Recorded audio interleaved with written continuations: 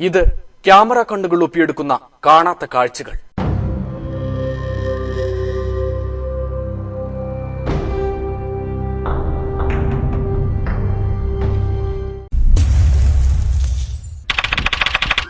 ഇനി വരുന്നൊരു തലമുറയ്ക്ക് ഇവിടെ വാസം സാധ്യമോ?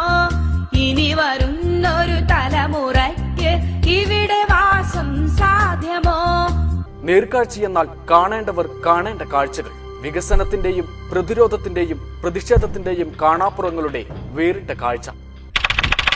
മലിനമായ ജലാശയം, അതിമലിനമായൊരു ഭൂമിയും.